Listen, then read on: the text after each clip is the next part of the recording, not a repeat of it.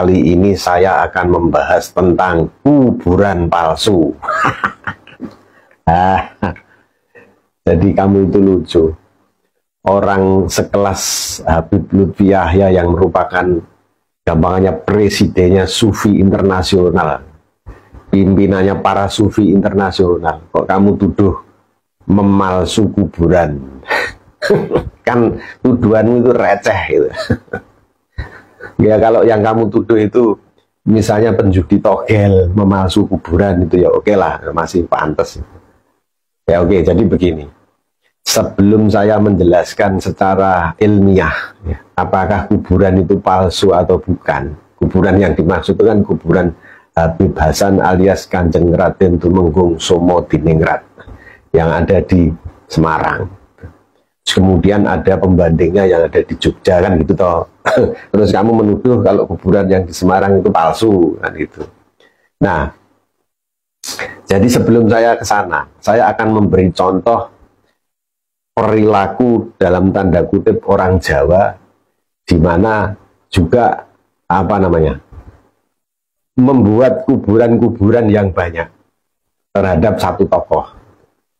Contoh ya, Adipati Terung, itu kuburannya ada di Sidoarjo, ada di Lamongan, ya, ada juga di Kudus, Jawa Tengah. Sidoarjo, Jawa Timur, Lamongan, Jawa Timur, Kudus, Jawa Tengah. Itu yang punya kelakuan itu bukan Habib, bukan orang Arab loh ya. Kenapa kok Adipati Terung itu makamnya ada 3?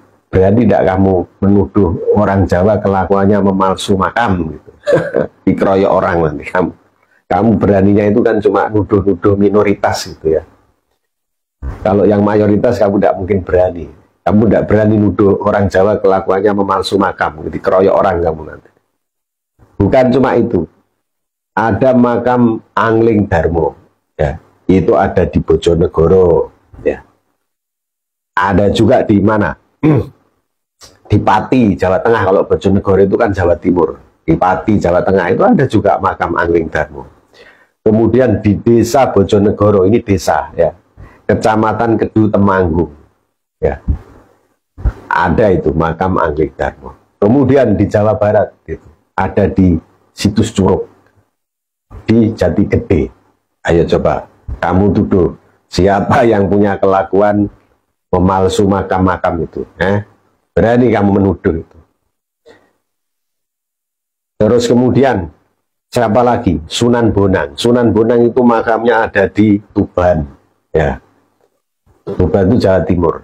Ada di Rembang, Jawa Tengah. Kemudian ada di Pulau Bawean. Pulau Bawean itu Jawa Timur ya. Bahkan di Pulau Bawean itu ada beberapa itu makam Sunan Bonang. Berani kamu nuduh orang Jawa memalsu makam? Gak berani kamu ya. Beranimu sama minoritas itu. Banyak lagi.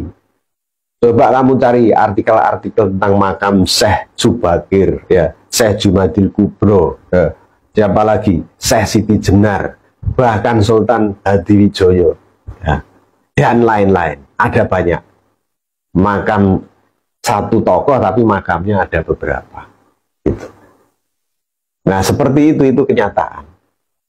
Entah itu alasannya petilasan atau apa ya, atau klaim yang benar di sini, yang benar di situ.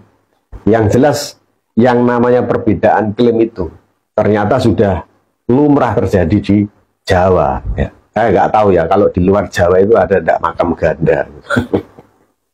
Ya. Nah sekarang saya beralih kembali ke makam dari Habib Hasan. Habib Hasan itu kenapa kok diberikan gelar bangsawan Kanjeng Raden Tumenggung? Karena beliau itu menjadi mantu dari Sultan Hamengkubuwono II. Nah, riwayat salah satu versi riwayat sejarahnya itu begitu. Nah, mau orang mana aja, orang dari suku apa aja, kalau sudah masuk ke dalam keluarga bangsawan Jawa, diakui menjadi keluarga atau jadi menantunya bangsawan Jawa, maka dia bisa diberikan gelar bangsawan Jawa. Begitulah. Nah, ini perlu saya jelaskan supaya kamu nggak selalu salah paham terus. Nah, repot. IQ 76 ke bawah itu. Nah, jadi itu sudah menjadi kajian ilmiah. Ada dulu mahasiswa S2 Universitas Islam Negeri Sunan Kalijaga, UIN Sunan Kalijaga, namanya Siti Fatimah, tahun 2019 membuat tesis. Tesis ini beneran loh ya, bukan kayak tesis abal-abalnya si Imad itu. Jadi ini tesis ini memang dalam rangka kuliah S2, ya, ada pembimbingnya, lalu ada pengujinya, dan sudah diuji lulus. Nah, kemudian tesisnya Siti Fatimah ini dibantah oleh hasil penelitiannya Yasir Arafat, dosen atau akademisi UIN Sunan Kalijaga juga. Yasir Arafat yang saya maksudkan di sini bukan pimpinan PLO almarhum Palestina itu, bukan. Nanti kamu salah paham lagi. Nah, tapi ini ilmiah berbantahan dengan ilmiah. Nggak seperti kalian itu, nggak seperti kamu yang kalau tidak mendapatkan argumen, ya, ada orang yang menjelaskan ilmiah, lalu kamu ngomong budak Yaman, antek penjajah. Nah, itu, yes, bisamu cuman begitu-begitu kan. Jadi apa? Makam Habib Hasan ini makam yang sungguh-sungguh benar ada, bukan makam palsu.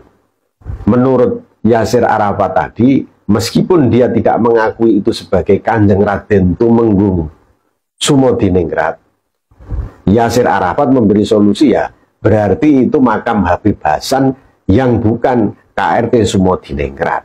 Nah, seperti itu. Artinya itu makam beneran, makam Habib beneran, makam leluhurnya Habib Lutfi Yahya. Nah, yang namanya makam leluhur itu kan memang makam itu sudah ada dari zaman-zaman orang tuanya, kakek neneknya kan begitu. Ya, terjaga di situ. Nah, jadi di situ ada makam Habib Hasan AS Kanjeng Raden Tumenggung Sumodiningrat yang ada di Semarang dan ada yang di Jogja. Nah, oleh karena itu sama Yasir Arafat tadi, ya udah, ya berarti makam KRT Sumodiningrat itu yang ada di Jogja, sedangkan yang ada di Semarang itu adalah makam dari Habib Hasan. Nah, seperti itu. Jadi itu bukan makam palsu. Makam yang benar-benar di situ ada jenazah orang yang dimakamkan. Hanya perbedaan pendapatnya di soal apakah Habib Hasan itu merupakan Kanjeng Raden Tumenggung Sumodiningrat yang merupakan mantu Hamengkubuwono, Sultan Hamengkubuwono II atau bukan. Nah, perbedaannya cuma di situ aja. Itu. Jadi itu bukan makam palsu. Nah, kamu IQ 76 ke bawah, kerjaannya makan hoax, nggak mau belajar, nggak mau berliterasi. Internet itu ya, kamu pakai untuk unduh artikel-artikel sejarah, publikasi-publikasi jurnal mengenai sejarah dan sebagainya. Jadi bermanfaat. Nggak cuma buat membaca gosip, isu, fitnah yang kamu tidak mau belajar sejarahnya bagaimana. Nah, itu resiko menjadi mukimat itu memang seperti itu ya. Kalau nggak segera bertobat, nggak segera sadar, ya tambah lama tambah pekok gitu. Jadi begitu. Saya melakukan seperti ini itu untuk apa? Saya nggak peduli kamu bilang saya itu antek Yaman, budak Yaman dan sebagainya, itu terserah. Memang otakmu itu rasis seperti itu. Tapi saya sebagai seorang muslim, saya punya kewajiban tawasau bil haq, nasihat menasihati di dalam kebenaran. Soal kamu menerima atau tidak itu ya urusanmu. Yang penting saya sudah menjalankan kewajiban saya untuk untuk menasihati di dalam kebenaran ini. Saya pasti sabar kalau cuma omonganmu yang kasar-kasar begitu. Makanya kan begini, saya juga bisa menggunakan prinsip takabur alal mutakabir sodakoh gitu. Jadi saya menggunakan istilah mukimat, kamu pekok dan sebagainya, itu kesombongan saya sebagai sedekah terhadap kamu yang juga sombongnya melebihi saya gitu. Kan begitu toh kamu itu sombongnya yo nggak ukuran. Setiap orang yang berbeda pendapat sama kamu itu kamu selalu bilang budak Yaman.